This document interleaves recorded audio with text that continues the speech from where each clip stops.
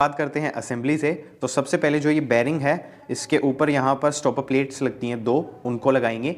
और stopper plate लगाने से पहले मैं आपको बेरिंग्स के बारे में थोड़ा सा बता देता हूँ। बेसिकली इस वाली बाइक में बेरिंग में किसी में भी कोई प्रॉब्लम नहीं है, तो मैं उनको इंस्टॉल नहीं कर रहा हूँ। लेकिन आप अगर बेरिंग इंस्टॉल करने वाले हैं तो मेक श्योर आप बेरिंग का जो अभी जैसे कि ये बेरिंग है, ये इसका जो आउटर डायमीटर है वो क्रैंक केस में फिट होगा। तो आप एक ऐसा सॉकेट ले लें जिसका जो डायमीटर है वो जो बेरिंग है उसका आउटर डायमीटर के बराबर का हो। और उसके बाद उसको आप जो बेरिंग है उसके ऊपर रख के थोड़ा सा बेरिंग को लुब्रिकेट रखें और फिर आप इसको ड्राइव इन कर सकते हैं। तो यहाँ पर ये 2 स्टॉपर प्लेट्स लगने वाली हैं। इनके साथ इनके 10 मिलीमीटर के इस साइज़ के 2 बोल्ट लगेंगे और इनको थोड़ा सा आपको लॉकटाइट यूज़ करके टाइट करना है, होना चाहिए।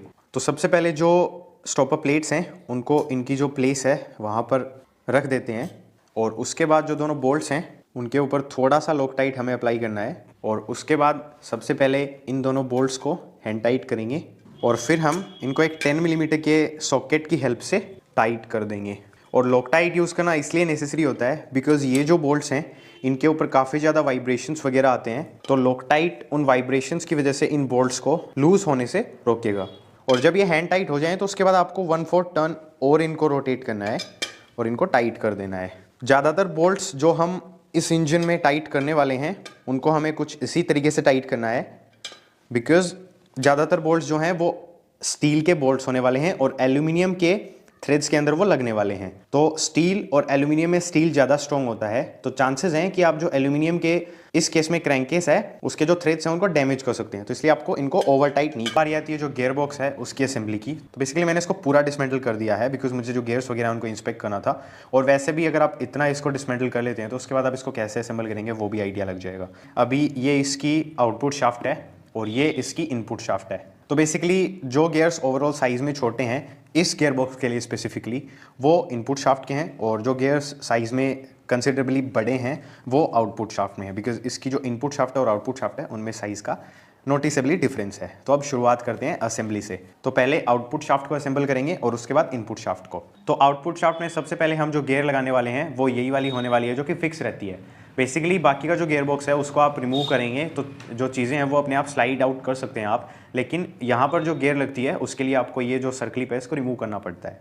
तो सबसे पहले एक वॉशर लगेगा जो कि इस साइज़ का है। बेसिकली जो आउटपुट शाफ्ट है उसकी साइज़ के 2 वॉशर्स ऐसे हैं जो कि सेम हैं, तो इन दोनों में से आप कोई भी कहीं भी लगा सकते हैं। मतलब ये दोनों आउटपुट शाफ्ट में ही लगते हैं लेकिन अलग अलग जगह पे। तो ये दोनों वॉशर सेम है, इन दोनों में से आप कोई भी एक वॉशर ले सकते हैं। तो सबसे पहले जो वॉशर है उसको लगाएंगे। अब आप इसको इस साइड से भी लगा सकते हैं, इस साइड से भी लगा सकते हैं, वो कोई प्रॉब्लम वाली बात नहीं है। सबसे पहले जो वॉशर है वो यहाँ लग जाएगा। उसके बाद ये एक स्लीव है, ये लगने वाली है। तो यहाँ पर यही वाली स्लीव क्यों लगेगी वो आइडेंटिफाई करना बिल्कुल सिंपल है। सबसे पहले तो यहाँ पर ये इंसर्ट हो रही है, अगर आप इस वाली को इंसर्ट करना चाहेंगे तो ये लूज है। दूसरी चीज यहाँ पर हम ये वाली गियर लगाने वाले हैं, तो ये जो स्लीव है इसके अंदर की साइड यहाँ पर अच्छे से फिट हो रही है, लेकिन ये वाली जो स्लीव है ये फिट नहीं हो रही है। और उसके अलावा अगर आप इनपुट शाफ्ट की स्लीव भी ले आते हैं तो वो भी इसके अंदर नहीं लगेगी। आप एक बार काम करने लग जाए तब, बिकॉज ज्यादातर चीजें हैं वो अपनी जगह पर ही लगती हैं, अगर आप उनको गलत जगह पर इंस्टॉल करने की कोशिश करेंगे तो वो नहीं लगेंगी। तो ये वाली स्लीव यहाँ पर लग चुकी है। अब ये जो गियर है इसका जो ये टीथ वाला सेक्शन है ये इस साइड रखना है, जो साइड प्लेन है। इस साइड हमारा जो स्प्रोकेट लगता है ये वो वाली साइड है। तो अब आप इस चीज़ की रेफरेंस ले लें, उसके बाद हम इसको लगा देंगे। ये वाली जो गियर है इसको हमें रोक के रखना है। रोकने के लिए हमें लॉक का यूज़ करना है, लेकिन लॉक को अगर हम डायरेक्ट लगा देंगे तो थोड़ा इसमें इतना प्ले रहेगा। उस प्ले को किल करने के लिए हमें यहाँ पर एक वॉशर लगाना है। इस वॉशर को आइडेंटिफाई करना काफ़ी सिंपल है, बिकॉज इसके अंदर आप देख सकते हैं कि बहुत सारे ग्रूव्स बने हुए हैं। तो ये यहाँ पर लग जाएगा और इसकी भी डायरेक्शन मैटर नहीं करती है। अब अगर आप यहाँ पर दूसरा वॉशर लगाने की कोशिश करेंगे तो वो ये है, और आप देख सकते हैं कि इसकी जो साइज़ है वो इसके कंपैरिजन में छोटी है, तो ये यहाँ पर नहीं लगेगा। और उसके अलावा कोई और वॉशर यहाँ लगने वाला नहीं है, बिकॉज यहाँ पर जो कट वाला जो वॉशर है वही लगता है। तो सबसे पहले इसको लगा देंगे और उसके बाद इसकी जो सर्कलिप है उसको लगाना है। तो सर्कलिप है उसकी भी डायरेक्शन मैटर नहीं करती है, लेकिन इसको लगाने के लिए एक स्पेशल टूल की आपको ज़रूरत पड़ेगी। ये जो टूल है इसको आपको जो सर्कलिप है उसमें जो स्लॉट्स बने हुए हैं वहाँ पर लगाना है, और उसके बाद थोड़ा सा इसको एक्सपेंड करके आपको जो सर्कलिप है उसको इंसर्ट करना है। सर्कलिप को ज़्यादा एक्सपेंड ना करें, अदरवाइज फिर वो अपनी जो ओरिजिनल उसकी जो पोजीशन रहती है उसकी बजाय थोड़ी सी एक्सपेंड हो जाएगी, फिर प्रॉपर टाइट नहीं हो पाएगी। अब सर्कलिप जब इसका जो स्लॉट बना हुआ है उसके पास आ जाए तो आप इसको थोड़ा सा पुश कर दें और आपको एक क्लिक की साउंड आएगी। दैट मीन्स कि आपकी जो सर्कलिप है वो प्रॉपर्ली इंस्टॉल हो चुकी है। और ये गियर्स वगैरह इनकी फिटिंग करते टाइम आपको इन सारी चीज़ों को लुब्रिकेट करना है इंजन ऑयल की हेल्प से। मैं वो अभी नहीं कर रहा हूँ बिकॉज अगर मैं अभी इंजन ऑयल लगा दूंगा तो इन पार्ट्स का रिफ्लेक्शन है वो थोड़ा बढ़ जाएगा और चांसेस हैं कि मैं आपको अच्छी तरीके से दिखा नहीं पाऊंगा। तो इसलिए मैं जब इन सबको असेंबल कर लूँगा तो उसके बाद मैं इनके जो इंटरनल पार्ट्स हैं उनके ऊपर थोड़ा थोड़ा ऑयल है वो लगा दूंगा। तो इसके बाद हमें ये वाला जो गियर है इसको लगाना है। बेसिकली इस गियर में यहाँ पर स्लॉट बना हुआ है। अब ये स्लॉट वाला सेक्शन है ये यहाँ पर लगता है, इतना हमें कन्फर्म है।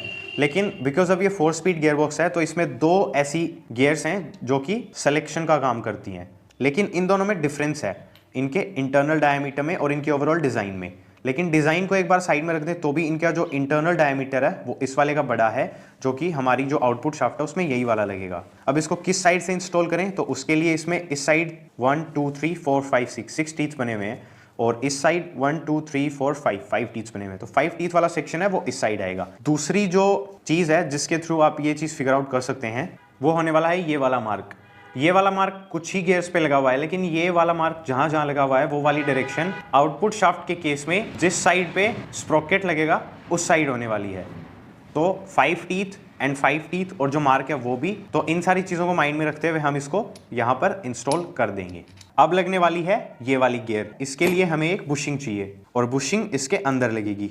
बुशिंग का सेम कॉन्सेप्ट है, अगर आप दूसरी साइज़ की बुशिंग लगाने की कोशिश करेंगे तो उसमें प्ले ज़्यादा होगा। जो सबसे स्मूथ और सबसे स्नग फिट होती है, मतलब ना ज़्यादा टाइट ना ज़्यादा लूज, बिल्कुल परफेक्ट, वो वाली बुशिंग हमें काम में लेनी है। जो बुशिंग है वो गियर का जो ये वाला पार्ट है दोनों साइड से उससे बाहर ना निकले, बिल्कुल प्रॉपर्ली फिट हो। इसको बेसिकली स्लीव भी बोल सकते हैं, इसको लगाना है। अब यहाँ पर ये जो गियर है इसको हम ये वाले जो टीथ हैं इनके साथ अलाइन करके स्लॉट करेंगे। मतलब जब हम गियर शिफ्ट करेंगे तब ये इसके अंदर स्लॉट होंगे, तब गियर चेंज होगा। तो इसका जो ये कट वाला सेक्शन है बेसिकली जिसमें गड्ढा बना हुआ है वो अंदर की साइड आएगा और जो प्लेन सेक्शन है मतलब जिसमें कम गड्ढा बना हुआ है वो बाहर की साइड रहेगा। लेकिन हम अब इसको अगर एज इट इज लगा देते हैं तो ये पूरा अंदर की साइड चली जाएगी और उसके बाद इसके अंदर जो गैप है शिफ्ट करने के लिए एक गियर से दूसरे गियर में वो बिल्कुल भी नहीं रहेगा। तो उसके लिए हमें यहाँ पर सबसे पहले एक वॉशर लगाना पड़ेगा और वॉशर हम लगाएंगे स्लीव से पहले। तो सबसे पहले वॉशर लग गया, उसके बाद जो स्लीव है वो लग जाएगी और उसके बाद जो गियर है जिस डायरेक्शन में मैंने बताया था उसी डायरेक्शन में वो गियर लग जाएगा।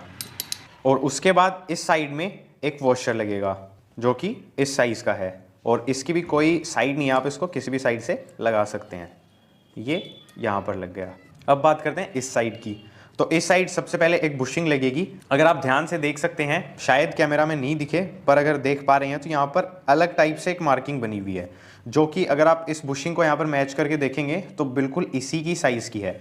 तो अगर आप ये बुशिंग यहाँ पर लगा देते हैं तो वो मार्क है वो बिल्कुल इसी की साइज़ का आपको फील होगा। तो बेसिकली ये वाली जो बुशिंग है, कॉलर भी बोल सकते हैं आप इसको, ये यहाँ पर लगेगी। और उसके बाद बारी आती है ये जो गियर है इसको लगाने की। तो वैसे तो आप इसको दोनों साइड से लगा सकते हैं, देखने में तो ऐसा ही एज्यूम हो रहा है, लेकिन अगर आप इसको ध्यान से देखेंगे तो आपको यहाँ पर एक डॉट दिखेगा। तो ये जो डॉट है जो कि हमने पहले भी डिस्कस किया था, तो उस डॉट को बाहर की साइड रखते हुए हम जो ये गियर है इसको यहाँ पर इंस्टॉल कर सकते हैं कुछ इस तरीके से। और उसके बाद यहाँ पे हैं कुछ इस तरीके से और उसके बाद यहाँ पर भी एक वॉशर लगेगा और बेसिकली हमारी जो आउटपुट शाफ्ट है वो उसके वॉशर्स और गियर्स के साथ रेडी है। और कुछ इसी तरीके से हमें जो इनपुट शाफ्ट है उसको तैयार करना है। तो इसमें सबसे पहले जो कॉलर है वो लगेगी, उसके बाद हमारी जो ये वाली गियर है ये लगेगी। इसमें बेसिकली 6 टीथ्स हैं और ये 6 टीथ्स हैं वो इस साइड रहेंगे। इसमें यहाँ पर जो हमने आउटपुट शाफ्ट में वॉशर लगाया था वो इसमें नहीं लगता है। उसके बाद ये वाला जो कट वाला वॉशर है ये लगेगा और लास्ट में जो सर्कलिप है वो लगने वाली है। तो सर्कलिप को लगाने के लिए टूल की हेल्प लेनी पड़ेगी। और एक बार फिर से आप जब इसको इसका जो स्लॉट है उसके अंदर इंसर्ट करेंगे तो एक क्लिक की साउंड आएगी। अब यहाँ पर वो जो वॉशर है वो नहीं लगता है, उसका मुझे पता कैसे लगा। तो बेसिकली ये 3 चीज़ें इंस्टॉल करने के बाद अगर यहाँ पर कुछ और लगना होता तो ये वाली जो गियर है इसमें ये वाला मूवमेंट है ये बहुत ज़्यादा होता। इतना कि हम एक वॉशर है उसको वहाँ पर फिट कर पाएँ, लेकिन इसमें उतना मूवमेंट नहीं है, तो उसकी वजह से मैंने फिगर आउट किया कि यहाँ पर वॉशर है वो नहीं लगने वाला है। और यहाँ पर ये जो गियर आप देख सकते हैं ये डैमेज्ड गियर है, और इस कंडीशन में अगर आपको गियर मिलता है तो आपको उसको रिप्लेस करना चाहिए, लेकिन मुझे इसको ना रिप्लेस करने के इंस्ट्रक्शंस मिले थे बिकॉज ये पार्ट आउट ऑफ स्टॉक था और इसको काफ़ी ज़्यादा टाइम लग जाता आने में। अब बारी आती है ये वाला जो गियर है इसको लगाने की, तो ये लगेगा इस साइड से, ये इस साइड से लगेगा। इसको फिगर आउट करना सिंपल है, इसमें यहाँ पर 6 स्लॉट्स बने हुए हैं और यहाँ पर 6 टीथ्स हैं, तो ये दोनों आपस में मैच हो जाएंगे। लेकिन एक बार मैं आपको अपोजिट लगा के दिखा देता हूँ, and as you can see ये इंसर्ट नहीं हो रहा है, तो ये इस साइड से लगेगा और उसके बाद में ये फिट हो जाएगा। उसके बाद वॉशर लगेगा छोटी साइज का एक यहाँ पर, और उसके बाद लगेगी एक कॉलर, और उसके बाद लगेगा ये वाला गियर, और ये वाला गियर इसके जो टीथ्स हैं वो इस साइड लगेंगे बिकॉज यहाँ पर 4 टीथ्स हैं और इसमें भी 4 टीथ्स हैं, तो ये दोनों आपस में एक दूसरे के साथ इंगेज होते हैं कुछ इस तरीके से, और लास्ट में एक वॉशर है वो लग जाएगा।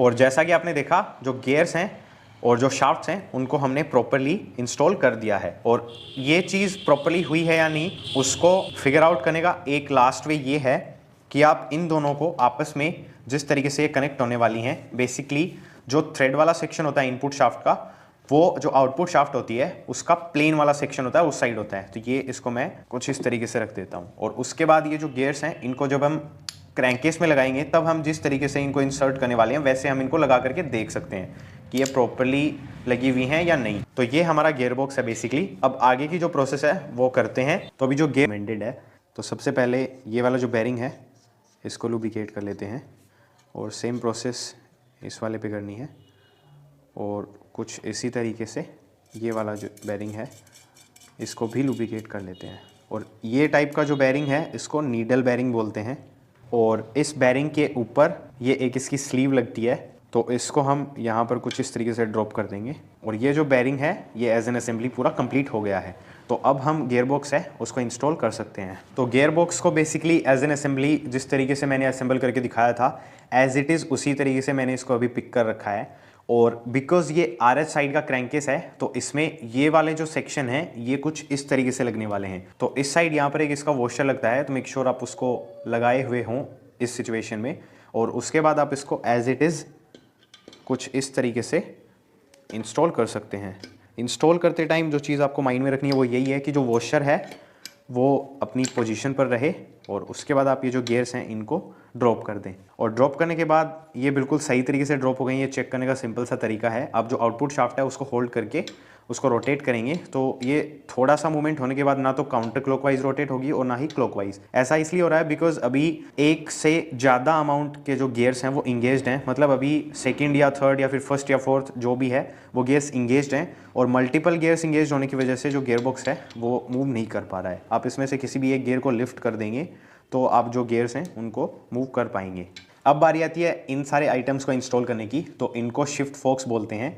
ये इनकी शिफ्ट गाइड पिंस हैं और ये शिफ्ट ड्रम है। तो सबसे पहले हम जो शिफ्ट फोक्स हैं उनको इंस्टॉल करेंगे। तो जो शिफ्ट फोक्स हैं उनको इंस्टॉल करना इस केस में काफ़ी सिंपल है बिकॉज इनकी अगर आप इनर डायमीटर देखेंगे तो उसमें चेंज है। इसका इनर डायमीटर कम है, इसका ज़्यादा है। जिसका ज़्यादा है वो जाएगा आउटपुट शाफ्ट की साइड, और जिसका कम है वो हमारी जो इनपुट शाफ्ट है उसकी साइड जाएगा। और इनकी जो ये वाली लोकेशन है, अब बिकॉज हमारा जो शिफ्ट ड्रम है वो यहाँ पर लगने वाला है, तो इसलिए ये जो पिंस की लोकेशन है वो जो शिफ्टर ड्रम है उसमें अंदर की साइड होनी चाहिए, जो कि इस वाले की सही है, लेकिन इस वाले की आप देख सकते हैं कि बाहर की साइड है। तो इसको हम टर्न कर देंगे तो अब इसकी भी अंदर की साइड हो गई है। और शिफ्ट फोक है वो ये हम इनपुट वाली साइड लगाएंगे। तो यहाँ पर ये वाला जो गियर है जिसको आप मूव कर सकते हैं, इसमें यहाँ पर एक स्लॉट बना हुआ है, उस स्लॉट के अंदर ये कुछ इस तरीके से फिट हो जाएगा। और सेम दूसरी साइड यहाँ पर है, तो इस वाले को हम यहाँ पर फिट कर देंगे। और अब बारी आती है जो शिफ्ट ड्रम है उसको इंस्टॉल करने की। तो इसमें भी एक साइड का जो इसका डायमीटर है वो कम है और एक साइड का ज़्यादा है, और इस सिचुएशन में हमने जो आरएच कवर है उसको यूज़ कर रखा है। तो जो कम डायमीटर वाला सेक्शन है वो नीचे की साइड रहेगा, लेकिन इसको इस तरीके से इंस्टॉल करने से पहले इसका ये वाला जो सेक्शन है इसको थोड़ा सा लुब्रिकेट कर लेंगे। और इस साइड से भी कर ही रहे हैं तो इस साइड से भी अभी कर देते हैं।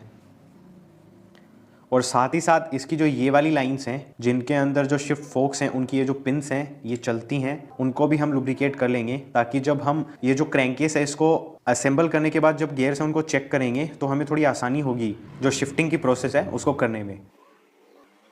और उसके बाद जो स्मॉल साइड वाला सेक्शन है उसको हम कुछ इस तरीके से ड्रॉप कर देंगे।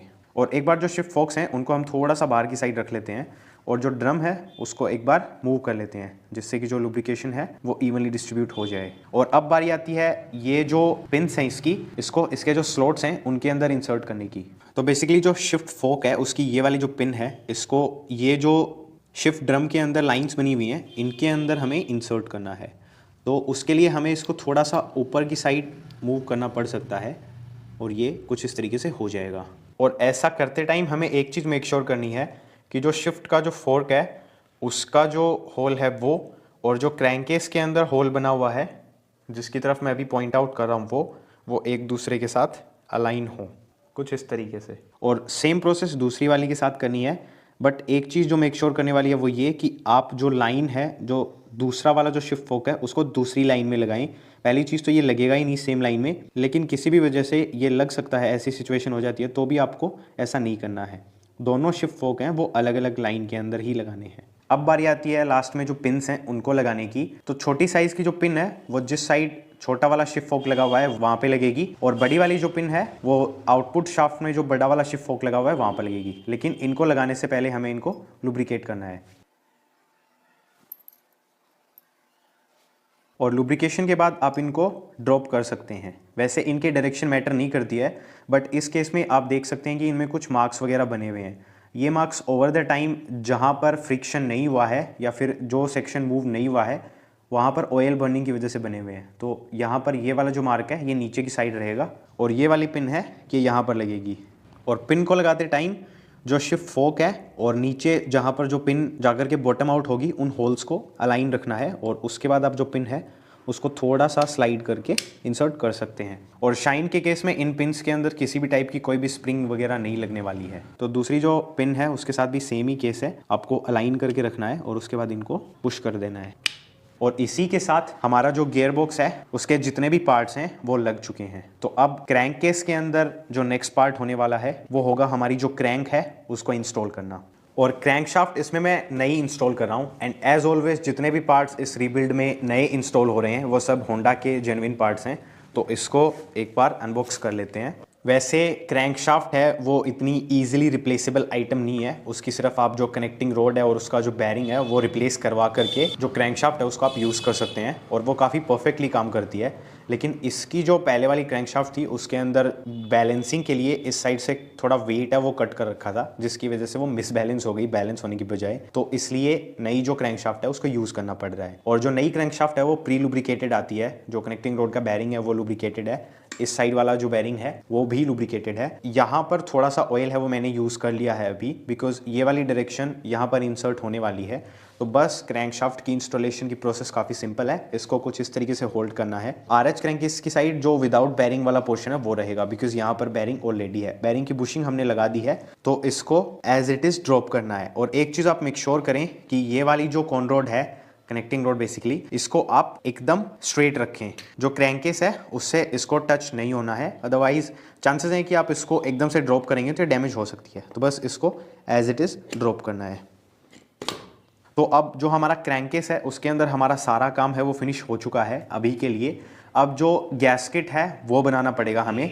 तो आप चाहें तो इस वाले के ऊपर भी आप गैस्केट है जो सीलेंट आता है, जिसको 3 बॉन्ड बोलते हैं या फिर आरटीवी सिलिकॉन बोल सकते हैं आप उसको, ग्रे कलर का, उसको आप यहाँ पर भी लगा सकते हैं। लेकिन यहाँ पर काफ़ी सारे पार्ट्स ऐसे हैं जो कि लगाते टाइम आपको थोड़ी सी प्रॉब्लम क्रिएट करेंगे, और मैं अगर यहाँ पर लगाऊंगा तो चांसेस हैं कि आपको वो कंप्लीटली विजिबल नहीं हो पाएगी। तो इसलिए जो दूसरा वाला क्रैंकेस है उसके ऊपर हम जो आरटीवी सिलिकॉन है वो लगाएंगे और उसके बाद इन दोनों क्रैंकेसेस को आपस में इंस्टॉल कर देंगे। लेकिन उससे पहले इसका जो ये वाला सेक्शन है, अब एक चीज मेक श्योर कर लें कि इसके ऊपर किसी भी टाइप का ऑयल, ग्रीस ऐसा कुछ भी नहीं लगा हुआ होना चाहिए। आप इसको सिंपली अच्छे से वाइप कर लें। और एक चीज जो कि मैंने पहले बता दी थी लेकिन एक बार फिर से कंफर्म कर देता हूँ, एक वॉशर यहाँ पर रहना चाहिए और एक वॉशर है वो यहाँ पर रहना चाहिए। और साथ ही साथ आप यहाँ पर देख सकते हैं कि यहाँ पर एक डाउल लगी हुई है। तो ये डाउल निकल नहीं रही थी, तो मैं इसको डैमेज नहीं करना चाहता था, बिकॉज ये इजीली अवेलेबल होती नहीं है तो काफ़ी छोटा आइटम लेकिन कई बार नहीं मिलता है। तो ये यहाँ पर लगी हुई है और दूसरी जो डाउल है वो यहाँ पर लगी हुई होनी चाहिए। लेकिन यहाँ पर सेम जगह पर ये डाउल दूसरी साइड का जो क्रैंकेस है, जो कि ये रहा, यहाँ पर फंसी हुई है, तो ये भी नहीं निकल रही है। तो दोनों डाउल्स हैं वो अपनी पोजीशन पर हैं और अभी ये वाला जो क्रैंकेस है इसकी जो प्रिपरेशन है वो कर लेते हैं। लेकिन उससे पहले एज ए लास्ट स्टेप ये वाला जो बेरिंग है मेक श्योर आप इसको लुब्रिकेट कर लें और साथ ही साथ जो शिफ्ट ड्रम है उसका ये वाला जो सेक्शन है इसको भी लुब्रिकेट कर लें। तो इसको तो हमने लुब्रिकेट कर दिया था और ये प्री लुब्रिकेटेड है, लेकिन थोड़ा सा ऑयल और लगा देते हैं। तो इसमें सबसे पहले हम जो बेरिंग्स हैं उनको लुब्रिकेट कर लेते हैं। तो इनको लुब्रिकेट करने की प्रोसेस है वो सेम होने वाली है और थोड़ा सा जो ऑयल है वो इस वाले सेक्शन पर लगा देते हैं जहाँ पर जो बेरिंग है वो फिट होने वाला है और साथ ही साथ जहाँ पर जो शिफ्ट के जो पिन्स हैं वो लगने वाली हैं, थोड़ा सा ऑयल वहाँ पर भी लगा देते हैं और थोड़ा सा जहाँ पर ड्रम लगने वाला है। और फिर बारी आती है जो गैस्केट है उसको बनाने की। तो अगेन ये वाला जो सरफेस है मेक श्योर इसके ऊपर कहीं भी ऑयल वगैरह ना लगा हो, ऑयल और ग्रीस। और उसके बाद जो गैस्केट है उसको बनाने के लिए मैं 3 बॉन्ड यूज़ कर रहा हूँ ग्रे कलर वाला। तो सबसे पहले एक लाइट कोट लगाएंगे यहाँ से लेकर के और यहाँ तक। बेसिकली ये वाली जो लाइन है हम इसको फॉलो करेंगे सबसे पहले और उसके बाद जहाँ जहाँ ऐड ऑन करना रहेगा वहाँ मैं बता दूंगा।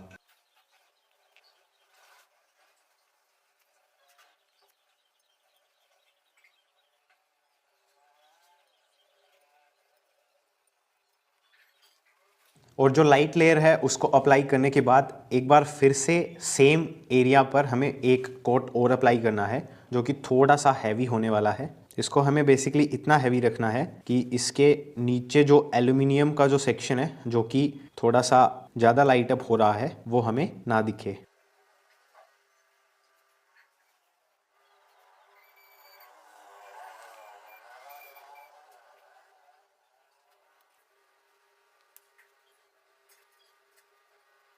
अब बेसिकली जो लाइन मैंने फॉलो करने को बोला था उसके अलावा यहाँ पर और इस वाले सेक्शन में थोड़ा सा यहाँ पर और लगाना है। इस वाले सेक्शन में ज़्यादा नहीं लगाना है बिकॉज ये इंजन का इंटरनल पार्ट है। बेसिकली एक्सेसिव जो ब्लो बाई होता है वो यहाँ से पास आउट होता है, तो आप यहाँ पर ज़्यादा गैस्केट अप्लाई ना करें।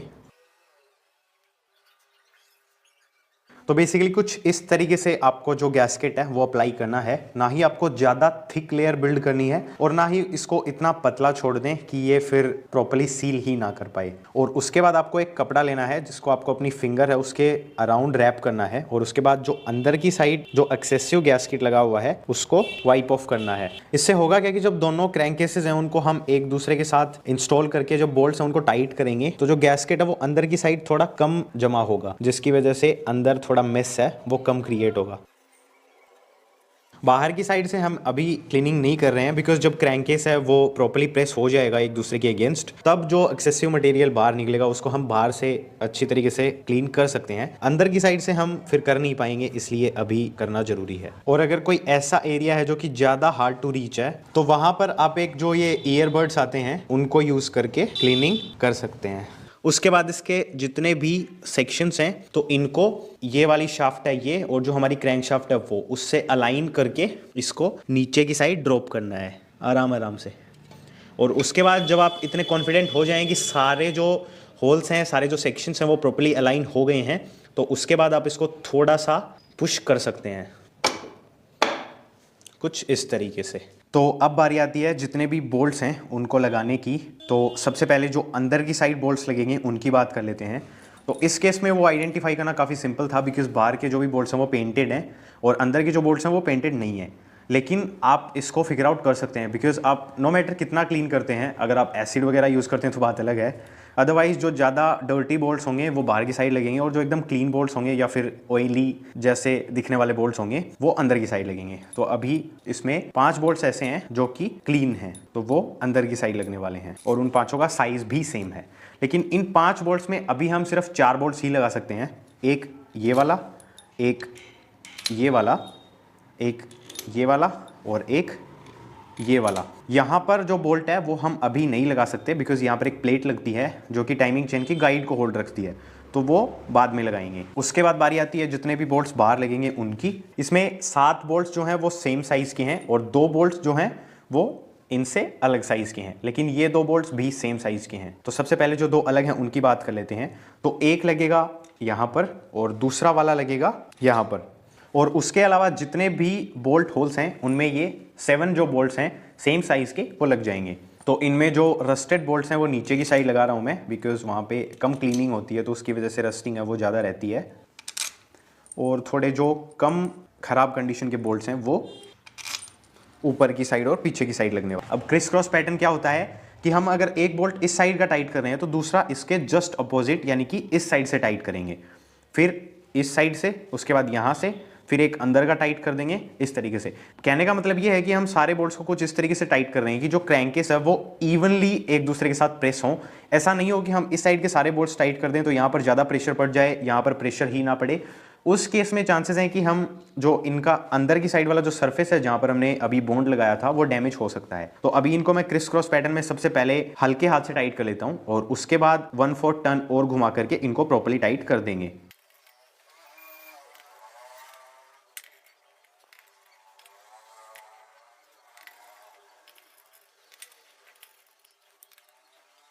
तो इनको टाइट करने का रूल वही है जो हमने पहले डिस्कस किया था, ज़्यादा टाइट नहीं करेंगे लेकिन लूज भी नहीं छोड़ेंगे। तो इनको टाइट कर लेता हूं मैं और उसके बाद जो नेक्स्ट स्टेप है उसकी तरफ मूव ऑन करते हैं।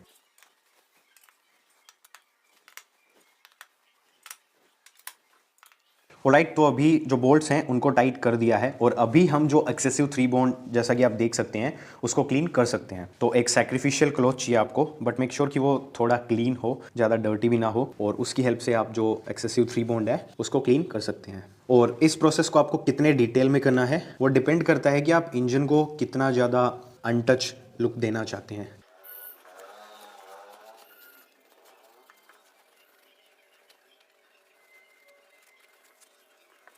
और उसके बाद जो नेक्स्ट स्टेप होने वाली है वो होगी कि हम इंजन को दूसरी साइड टर्न करेंगे और उसके बाद यहाँ पर ये जो होल आप देख सकते हैं इसके अंदर एक 10 मिलीमीटर का बोल्ट लगने वाला है और उसके बाद जस्ट इसको टाइट करना है। That's it. ऑलराइट, तो नेक्स्ट स्टेप में हम जो गियर का ड्रम है उसकी जो सेलेक्टर प्लेट है उसको लगाने वाले हैं। इसको गियर स्टार भी बोलते हैं। तो सबसे पहले इसकी जो 2 पिन्स हैं उनको हम इंसर्ट करेंगे। यहाँ पर जो 2 स्लॉट्स आपको दिख रहे हैं ड्रम के अंदर, एक यहाँ पर लगेगा और दूसरा यहाँ पर। और उसके बाद इसमें ये जो 2 स्लॉट्स बने हुए हैं इनको इन पिन्स के साथ अलाइन करके कुछ इस तरीके से लगा देंगे और उसके बाद लगेगा हमारा 10 मिलीमीटर का बोल्ट। और इसके ऊपर मैं थोड़ा सा थ्रेड लॉकर यूज़ कर रहा हूँ और इसको टाइट करते वक्त भी सेमी प्रिकॉशन फॉलो करनी है। इसको बेसिकली ज़्यादा टाइट नहीं करना है। ऑलराइट, तो अब बारी आती है जो स्टॉपर प्लेट है उसको इंस्टॉल करने की। तो सबसे पहले इसकी स्प्रिंग है वो लगेगी, उसके बाद वॉशर, फिर स्टॉपर प्लेट इटसेल्फ और उसके बाद इसका 10 मिलीमीटर का बोल्ट। तो जो स्प्रिंग है वो कुछ इस तरीके से ड्रॉप करनी है हमें कि इसका जो ये बेंड और का जो पोर्शन है वो ऊपर की साइड रहे और इसको यहाँ पर कुछ इस तरीके से ड्रॉप कर देना है। उसके बाद बारी आती है वॉशर को लगाने की। तो वॉशर को हम यहाँ पर कुछ इस तरीके से प्लेस कर देंगे। उसके बाद बारी आती है जो स्टॉपर प्लेट है उसकी। तो ये इस डायरेक्शन में नहीं लग सकती है बिकॉज इसका जो ये कर्व है वो उस साइड जा रहा है, जबकि हमें ये जो कर्व है इसको इस साइड रखना है। और साथ ही साथ जो स्प्रिंग का कट है जहाँ पर स्प्रिंग का जो वो बेंड हुआ वाला पोर्शन है वो लगेगा वो इस साइड होना चाहिए। तो इसको एक बार यहाँ पर कुछ इस तरीके से प्लेस करना है और एक बार जो बोल्ट है उसको थोड़ा सा टाइट कर देंगे, बस इतना ही। उसके बाद मैं एक स्क्रू ड्राइवर है छोटी साइज़ का, उसकी हेल्प से इसको ऊपर की साइड लेके आ रहा हूँ। बेसिकली इसका जो ये रोलर वाला सेक्शन है ये यहाँ पर लेकर के आना है हमें कुछ इस तरीके से। उसके बाद इसको यहाँ पर होल्ड रखते हुए जो बोल्ट है उसको टाइट करेंगे। इसको टाइट करते टाइम ये सिचुएशन नहीं आनी चाहिए, आपको इसको उसी साइड रखना है। इस पोजीशन में अगर आप इसको टाइट कर देंगे तो चांसेस हैं कि जो स्टॉपर प्लेट है उसको आप बेंड भी कर सकते हैं। तो इसको थोड़ा सा इस साइड रखना है और उसके बाद इसको टाइट करना है। टाइट करने का तरीका मैंने बता ही दिया है, अब उसको मैं बार बार रिपीट नहीं करूँगा। तो जो गियर्स हैं उनको चेक करने के लिए सिंपली एक 10 मिलीमीटर का सॉकेट लेंगे और उसको जो गियर स्टार का जो 10 मिलीमीटर का बोल्ट है उसके ऊपर लगाएंगे। और उसके बाद ये वाली जो इनपुट शाफ्ट है इसको रोटेट करते टाइम जो गियर स्टार है उसको एंटी क्लॉकवाइज या फिर क्लॉकवाइज रोटेट करेंगे। फिलहाल ये न्यूट्रल में है। उसको आइडेंटिफाई करने का सिंपल सा तरीका है, इनपुट शाफ्ट को घुमाते हुए आउटपुट शाफ्ट है उसको एक बार रोक लेते हैं और उसके बाद आप देख सकते हैं कि जो आउटपुट शाफ्ट है वो मूव नहीं कर रही है और जो इनपुट शाफ्ट है वो मूव कर रही है। तो दैट मीन्स कि जो गियर है वो न्यूट्रल है। अब शिफ्ट करते हैं फर्स्ट गियर में। और एक चीज़ आप नोटिस करने वाले हैं अभी भी और आगे भी कि जो गियर्स हैं वो उतना स्मूथली शिफ्ट नहीं होंगे। वो इसलिए है क्योंकि इसका जो मोमेंटम है वो मैं हाथ से मूव करके इसको उतना नहीं बना सकता हूँ जितना गियर शिफ्टिंग के लिए नेसेसरी होता है। तो ज़्यादा हार्ड शिफ्टिंग नहीं होनी चाहिए, बिकॉज अगर ज़्यादा हार्ड शिफ्टिंग हो रही है दैट मीन्स कि जो गियर बॉक्स है उसमें प्रॉब्लम है, या तो हमने कोई गियर गलत लगा दिया या फिर कोई वॉशर गलत लगा दिया है। सेकंड, थर्ड एंड फोर्थ, तो इसके जो चारों गियर्स हैं वो प्रॉपर्ली काम कर रहे हैं। और नेक्स्ट स्टेप होने वाली है हमारी जो किकशाफ्ट की स्टॉपर प्लेट है या फिर गाइड प्लेट जिसको बोलते हैं, उसको इंस्टॉल करना। तो ये कुछ इस तरीके से इंस्टॉल होगी। एक बार फिर से आप इसकी जो पोजीशन है वो चेक कर लें। इसको कुछ इस तरीके से यहाँ पर प्लेस करना है और उसके बाद इसके दो 10 मिलीमीटर के बोल्ट्स हैं उनको टाइट कर देंगे। और उसके बाद बारी आती है हमारी जो गियर शाफ्ट है उसको इंस्टॉल करने की। तो गियर शाफ्ट में यहाँ पर एक स्प्रिंग लगी रहती है, उसको आप देख सकते हैं कि वो किस तरीके से लगी हुई है, और साथ ही साथ यहाँ पर एक सर्कलिप लगी हुई है। उसके बाद एक वॉशर है वो लगेगा। और इंस्टॉल करने से पहले इसका जो ये वाला पोर्शन है इसको आप थोड़ा सा लुब्रिकेट कर लें इंजन ऑयल की हेल्प से, और उसके बाद इसको ये वाला जो होल है इसके थ्रू इंसर्ट करना है। और उसके बाद इसका ये वाला जो सेक्शन है यहाँ पर एक कट बना हुआ है और दोनों साइड से जो स्प्रिंग है उसके ये जो पोर्शंस दिख रहे हैं इनके बीच से यहाँ पर एक बोल्ट लगा हुआ है, स्टड भी बोल सकते हैं आप इसको पास थ्रू करना है। तो सबसे पहले तो आप यही चेक कर लेना कि ये जो बोल्ट है ये प्रॉपर्ली टाइट हो, और जब ये दोनों सेक्शंस हैं ये प्रॉपर्ली इंसर्ट हो जाएं तब उसके बाद आप इसको थोड़ा सा पुश करेंगे तो जो गियर शाफ्ट है वो प्रॉपर्ली इंसर्ट हो जाएगी। उसके बाद बारी आती है इस वाली गियर की जो कि किक शाफ्ट है, उस वाली गियर से ड्राइव होती है, इसको लगाना है। तो इसको लगाने के लिए सबसे पहले यहाँ पर एक वॉशर लगेगा, उसके बाद इसकी जो स्लीव है वो लगेगी, और स्लीव को लगाने के बाद जो गियर है उसको लगाना है। तो गियर में जो ये उभरा हुआ सेक्शन है ये नीचे की साइड रहेगा और जहाँ पर ये गड्ढा बना हुआ है ये सेक्शन ऊपर की साइड रहेगा। इसको थोड़ा सा लुब्रिकेट कर देते हैं। उसके बाद एक और वॉशर लगेगा और लास्ट में यहाँ पर एक सर्कलिप लगेगी। और अब बारी आती है जो किक शाफ्ट है उसको इंस्टॉल करने की। तो इसको मैंने थोड़ा सा एक बार पार्शियली डिसमेंटल कर लिया है ताकि आप लोगों को दिखा सकूं। सबसे पहले एक वॉशर लगता है, ये मेरे ख्याल से रिमूव नहीं होता है बिकॉज इस केस में तो हो नहीं रहा है। उसके बाद एक स्प्रिंग है वो लगेगी। उसके बाद जो नीचे वाली गियर है जिसके अंदर इस साइड में कट बना हुआ है और थोड़ी सी स्लीव बाहर निकली हुई है वो लगेगी। और ये जो गियर है इसके अंदर कट्स बने हुए हैं, उसमें एक कट है उसकी साइज थोड़ी सी ज्यादा है जो कि इस वाले सेक्शन के साथ अलाइन करना है। और जब आप उसको अलाइन कर लेंगे तो ये जो गियर है ये कुछ इस तरीके से इंसर्ट हो जाएगी। और उसके बाद एक छोटा वॉशर है जो कि यहाँ पर लगता है। उसके बाद लगेगी यहाँ पर एक स्लीव, और स्लीव के बाद ये गियर लगेगी। इस गियर का प्लेन और जिस साइड टीथ्स बने हुए हैं वो सेक्शन इस साइड जाएगा कुछ इस तरीके से। उसके बाद लगेगा एक और वॉशर और उसके बाद लगने वाली है ये सर्कलिप। तो इस सर्कलिप को मैं इसकी जो पोजीशन है जहाँ पर इसका स्लॉट बना हुआ है वहाँ पर स्लाइड कर देता हूँ, और उसके लिए आपको इसको थोड़ा सा पुश करके रखना पड़ेगा। And that's it. और ये प्रॉपर्ली वर्क कर रही है उसके लिए आप इसको कुछ इस तरीके से मूव करके चेक कर सकते हैं, और इसको थोड़ा सा लुब्रिकेट भी करना है। और उसके बाद इसको ये वाला जो सेक्शन है इसको इस साइड किसी भी डायरेक्शन में रखते हुए कुछ इस तरीके से प्लेस कर देना है। और अभी जो किकशाफ्ट है उसके अंदर आपको यहाँ पर एक होल दिख रहा है, इस होल को हमें जो किकशाफ्ट है उसको रोटेट करते हुए यहाँ तक लेकर के आना है। और इस पॉइंट पर इस स्प्रिंग में ये वाला जो सेक्शन बना हुआ है इसको ले जा करके इंसर्ट करना है। और उसके बाद ये एक प्लास्टिक की स्लीव है, इसके अंदर यहाँ पर आपको एक कट बना हुआ दिखेगा। इस कट को वो जो स्प्रिंग वाला सेक्शन जो हमने किकशाफ्ट के होल में लगाया था उसके साथ अलाइन करके इसको कुछ इस तरीके से इंसर्ट कर देना है। और इतना करने के बाद ये जो स्प्रिंग का ये वाला पोर्शन है इसको लिफ्ट करके यहाँ पर ये जो स्लॉट है इसके अंदर कुछ इस तरीके से प्लेस करना है। तो इसका इंस्टॉलेशन प्रॉपर हो गया है। अब हम ऑयल पंप है उसको इंस्टॉल करेंगे। और ऑयल पंप जो है वो मैं नया यूज़ कर रहा हूँ, ये भी होंडा का जेन्युइन है। और ऑयल पंप है उसको लगाने से पहले दो डाउल्स हैं इनको लगाना पड़ेगा। तो जो दोनों डाउल्स हैं उनको इनकी जो पोजीशन है वहाँ पर माउंट करना है। और उसके बाद जो ऑयल पंप है उसमें ये जो दो होल्स हैं इनको जो डाउल्स हैं उनके साथ अलाइन करके कुछ इस तरीके से थोड़ा सा पुश करना है। और अब बारी है ये जो दो 10 मिलीमीटर के बोल्ट्स हैं इनको इंस्टॉल करने की।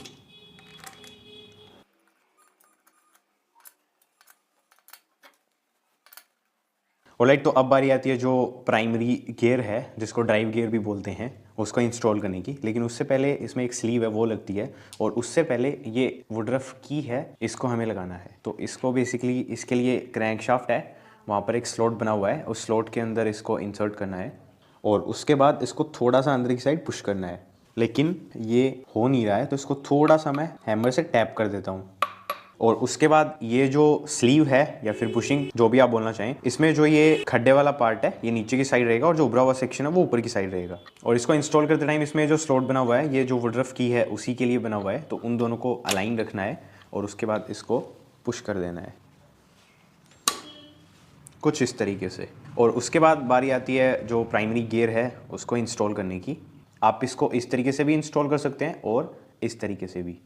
तो इसको जस्ट जो वुडरफ की है उसके साथ अलाइन करके इंसर्ट कर देना है। एंड अभी के लिए इस वाले सेक्शन में बस इतना ही काम है। उसके बाद बारी आती है जो ऑयल पंप को ड्राइव करने वाली जो गियर है उसको इंस्टॉल करने की। तो इसमें जो स्क्वायर शेप बना हुआ है ये सेक्शन ऊपर की साइड रहेगा और ये जो प्लेन सेक्शन है ये नीचे की साइड रहेगा। तो इसको कुछ इस तरीके से लगाना है और इसके जो टीथ्स हैं उनको जो प्राइमरी गियर है उसके टीथ्स के साथ कुछ इस तरीके से प्लेस करना है। और उसके बाद इसका जो ये वॉशर है जो कि जो ऑयल पंप है उसको ड्राइव करने का काम करेगा, उसको ये वाला जो ऑयल पंप का सेक्शन है इसके पैरेलल रख के और ये जो स्लॉट है यहाँ पर कुछ इस तरीके से प्लेस कर देना है। और उसके बाद एक बार हम चेक कर लेंगे। जैसा कि आप देख सकते हैं कि जो ऑयल पंप है वो मूव हो रहा है और इसमें यहाँ पर और कुछ भी नहीं लगता है, बिकॉज जो आरएच कवर लगेगा वो इसको होल्ड रखने का काम करता है। और अब बारी आती है जो क्लच हाउसिंग है उसको इंस्टॉल करने की। तो सबसे पहले इसकी एक ये स्लीव है या फिर बुशिंग जो भी आप बोलना चाहें, इसको हमें इनपुट शाफ्ट है उसके अंदर इंसर्ट करना है और लगाने से पहले इसको बाहर और अंदर की साइड से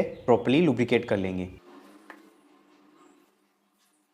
और इसको प्रॉपर्ली लुब्रिकेट करने के बाद इसको कुछ इस तरीके से स्लाइड करना है और उसके बाद जो क्लच हाउसिंग है उसको भी इंसर्ट कर देना है। लेकिन क्लच हाउसिंग को लगाते टाइम हमें जो प्राइमरी गियर है वो और साथ ही साथ जो किक शाफ्ट के थ्रू जो गियर ड्राइव होने वाली है उसको जो क्लच हाउसिंग की गियर है उसके टीथ्स के साथ थोड़ा अलाइन रखना पड़ेगा और ये कुछ इस तरीके से इंस्टॉल हो जाएगी। और अभी यहाँ सबसे पहले एक वॉशर लगेगा और इसके अलावा दो और वॉशर्स हैं जो कि साइज़ में लगभग इसी के जैसे दिखते हैं, लेकिन उनका जो इनर डायमीटर है वो जो इनपुट शाफ्ट है उसको क्रॉस नहीं कर सकता है। उसके बाद क्लच का जो ये वाला सेक्शन है जो कि प्रेशर प्लेट और जो फ्रिक्शन प्लेट है उसको होल्ड करके रखता है, इसको हमें लेना है। और वैसे तो जो फ्रिक्शन प्लेट्स हैं उनकी डायरेक्शन मैटर नहीं करती है, लेकिन मैं फिर भी इनमें जिस साइड जो ग्रेविंग है नंबर्स की वो रहती है उस साइड को ऊपर की साइड रखना प्रीफर करता हूं। और जो हमारा हब है वो कुछ इस तरीके से इंस्टॉल होगा, तो ऊपर की साइड ये वाली है, लेकिन अभी हमने इसको उल्टा पकड़ रखा है, तो जिस साइड नंबर्स वगैरह लिखे हुए हैं वो साइड हम नीचे की साइड रखने वाले हैं कुछ इस तरीके से। और अब बारी आती है प्रेशर प्लेट है उसको लगाने की। तो प्रेशर प्लेट में आप फील करके देखेंगे तो आपको एक साइड है वो स्मूथ फील होगी और दूसरी साइड है वो फ्लैट और रफ फील होगी। तो जो साइड फ्लैट और रफ फील होगी उसको हम रखेंगे नीचे की तरफ और जो साइड स्मूथ फील होती है उसको ऊपर की साइड रखना है। और ऐसा सारी जो प्रेशर प्लेट्स हैं उनके साथ करना है। अब अगेन ये उल्टा पकड़ रखा है, तो इस सिचुएशन में जो स्मूथ वाली साइड है वो नीचे की साइड रखते हैं और ये कुछ इस तरीके से लगेगी। थोड़ा सा ऑयल इसके ऊपर लगाएंगे जिससे कि जो फ्रिक्शन प्लेट लगेगी उसका इस साइड वाला जो सेक्शन है वो लुब्रिकेट हो जाए। इसमें अगेन वही है, जो नंबर्स वाला पोर्शन है उसको हम नीचे रखेंगे बिकॉज जब हम इसको लगाएंगे तो वो ऑटोमेटिकली ऊपर आ जाएगा। और इसी तरीके से इसमें 3 प्रेशर प्लेट्स लगेंगी और 4 फ्रिक्शन प्लेट्स लगेंगी। And as a next step जो हब की दूसरी वाली जो प्लेट है उसको हम इसके ऊपर प्लेस करेंगे। और प्लेस करते टाइम वैसे तो ये चीज़ मैटर नहीं करती है, लेकिन फिर भी यहाँ पर एक डॉट बना हुआ है और एक डॉट यहाँ पर भी है। वैसे इसमें 2 डॉट्स बने हुए हैं, तो दोनों में से आप किसी को भी अलाइन कर देना। इसके साथ इसको अलाइन करके कुछ इस तरीके से लगा देंगे। और उसके बाद ये जो पूरी असेंबली है इसमें 3 प्लेट्स हैं, उनको हम इस वाले स्लॉट में लगाने वाले हैं और जो एक प्लेट है उसको हम इस वाले स्लॉट में लगाने वाले हैं। 3 प्लेट्स हैं वो एक साइड और एक फ्रिक्शन प्लेट है वो दूसरी साइड हो जाने की वजह से ये चिपकने वाला जो इश्यू है वो नहीं आएगा, जिसकी वजह से लॉन्ग टाइम तक अगर हम बाइक को पार्क करके रखते भी हैं तो भी कोई प्रॉब्लम नहीं होगी। तो इनकी जो प्लेसमेंट है वो कुछ इस तरीके से करके ये जो पूरी असेंबली है इसको यहाँ पर हमें ड्रॉप करना है। इस हाउसिंग के अंदर आपको ये ग्रूव्स दिख रहे हैं, इन ग्रूव्स को ये जो इनपुट शाफ्ट है इसके ग्रूव्स के साथ अलाइन करना रहता है। और जब ये अलाइन हो जाएंगे तो आप जो पूरी क्लच असेंबली है उसको प्रॉपर्ली इंस्टॉल कर पाएंगे। और इसको इंस्टॉल करने के बाद सबसे पहले एक वॉशर लगेगा और उसके बाद ये वाला जो नट है इसको लगाना है। और इस पर्टिकुलर इंजन में जो क्लच असेंबली का जो नट है वो क्लॉकवाइज ही टाइट होता है। तो इसको सबसे पहले हैंड टाइट करेंगे, उसके बाद इसका जो क्लच होल्डर है उसको लगाएंगे और फिर इसको 19 मिलीमीटर के सॉकेट की हेल्प से टाइट कर देंगे। उसके बाद लगेंगी 4 स्प्रिंग्स और जो क्लच स्प्रिंग्स हैं उनकी कोई भी डायरेक्शन नहीं है, उसको आप ऐसे भी लगा सकते हैं और ऐसे भी लगा सकते हैं। उसके बाद लगेगी स्प्रिंग्स को होल्ड करने वाली प्लेट और इसको भी आप किसी भी तरीके से प्लेस कर सकते हैं। उसके बाद लगेंगे 4 10 मिलीमीटर के बोल्ट्स और ये जो 4 बोल्ट्स हैं इनको क्रिस क्रॉस पैटर्न में टाइट करना है।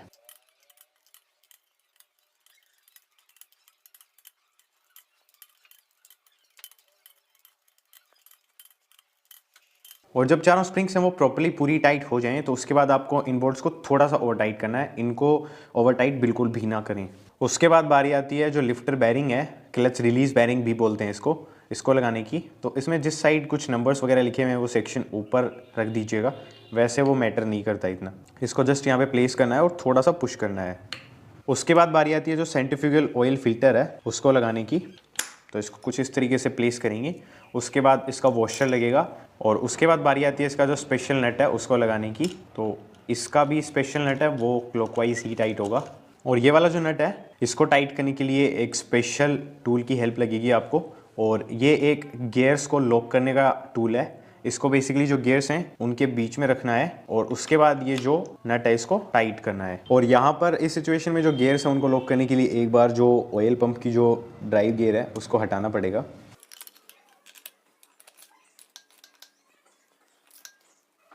तो अभी जो ये गियर है इसको वापस लगा देते हैं। और अब बारी है जो सेंट्रीफ्यूगल ऑयल फिल्टर है उसकी कैप को लगाने की। तो कैप को लगाने से पहले यहाँ पर एक गैस्केट लगेगा जो कि ये है। इस गैस्केट को यहाँ पर लगाएंगे और उसके बाद इसको कुछ इस तरीके से प्लेस करना है। और जो गैस्केट है उसको कुछ इस तरीके से लगाना है, इसके जो होल्स हैं उनको मैच करके। और कैप को इंस्टॉल करते टाइम इसके जो होल्स हैं उनको अलाइन रखना है। और उसके बाद इसमें 3 स्क्रूज लगेंगे, तो उन तीनों को लगा देता हूँ मैं। और इंस्टॉल करने के बाद इनको टाइट करना है।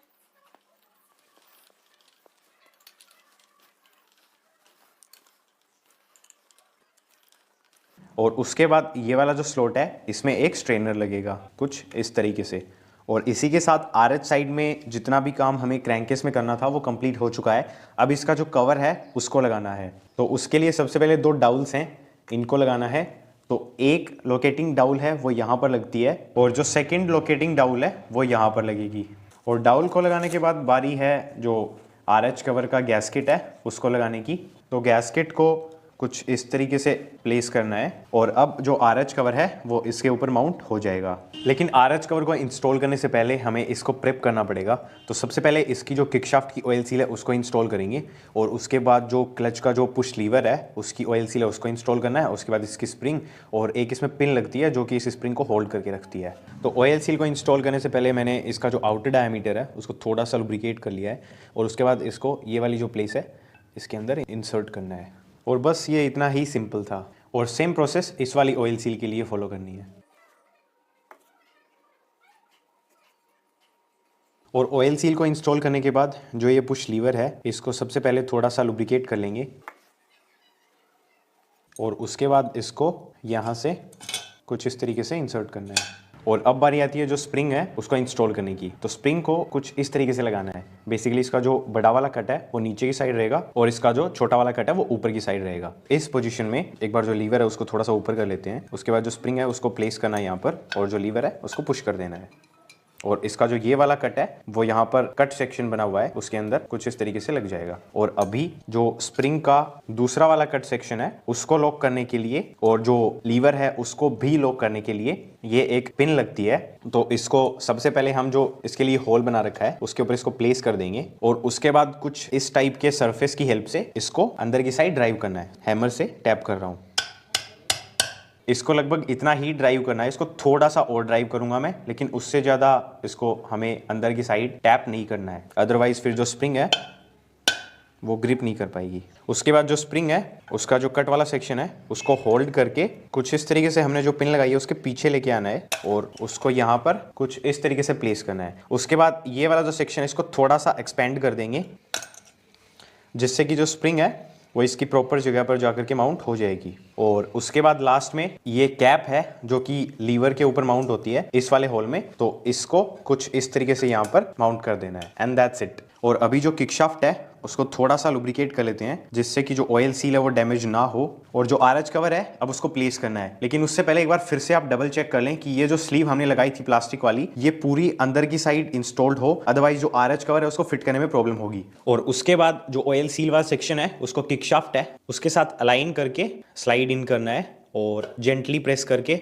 जो किकशाफ्ट है उसको इसका जो होल है उसके थ्रू पास कर लेंगे और उसके बाद जो डाउल्स हैं उनको मैच करके जो आरएच कवर है उसको हम पुश कर देंगे। उसके बाद बारी आती है बोल्ट्स लगाने की। 9 बोल्ट्स जो हैं वो एक साइज के हैं, एक बोल्ट जो है वो इनसे थोड़ा छोटा है और उसके बाद में लास्ट में 2 सबसे छोटे बोल्ट्स हैं।